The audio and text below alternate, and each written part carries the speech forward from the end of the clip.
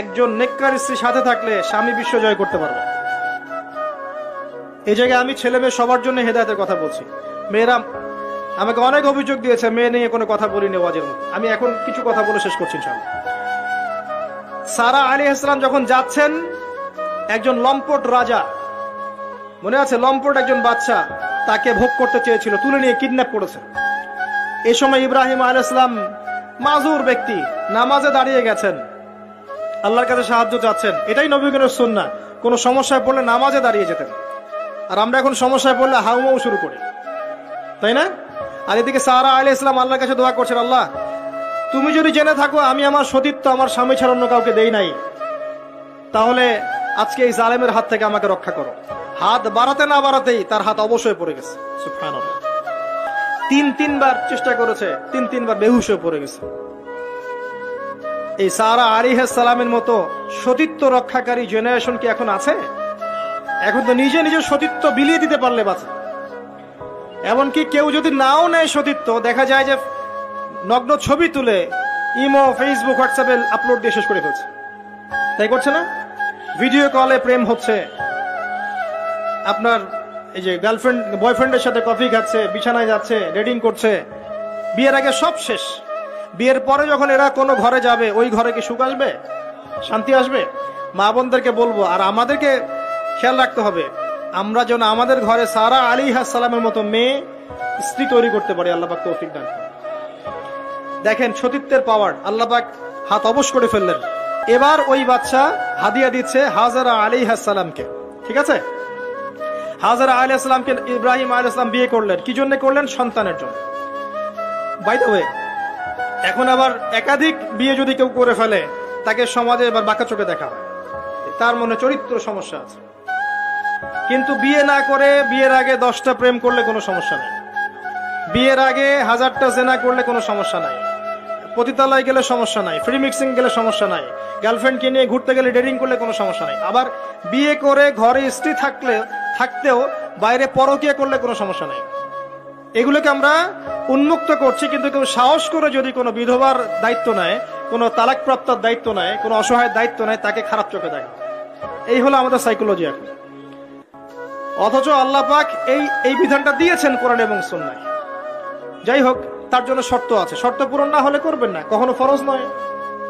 কিন্তু কেউ যদি শর্ত পূরণ করে করতে পারে, তাকে ডিসকারেজ কেন করতে যাবে? সমাজ চেঞ্জ হয়ে গেছে। হাজারা আলাইহিস সালাম, এখান থেকে আমি আমাদের মা বোনদেরকে এবং আমাদেরকে একটা হেদায়েতের কথা বলবো ইনশাআল্লাহ। হাজারা আলাইহিস সালামের ঈমান, আমল, তাওয়াক্কুল দেখেন।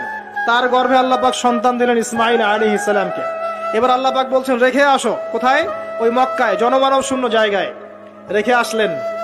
সাথে আছে সামান্য পানি, কিছু খেজুর রেখে আসছেন, এবং ইব্রাহিম আলাইহিস সালাম পিছনে হেঁটে চলে যাচ্ছেন।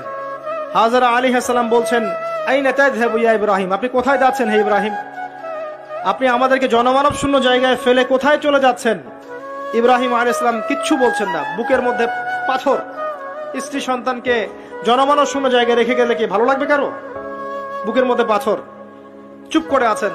এক পর্যায়ে হাজারা আলাইহিস সালাম বলছেন, আপনি কি আল্লাহর আদেশে এই কাজটা করছেন? তখন তিনি বলছেন, হ্যাঁ, নাম, এতটুকু বলেছেন, আমি আল্লাহর আদেশে করছি।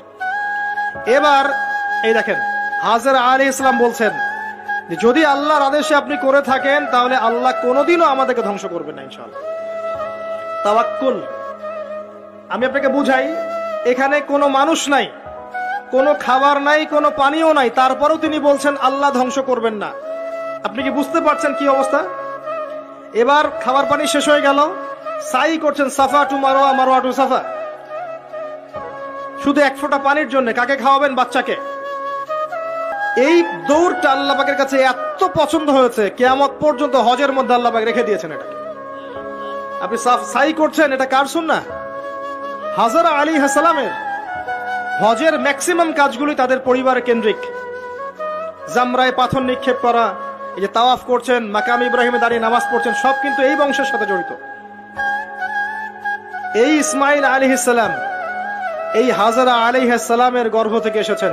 যেমন মা তেমন সন্তান।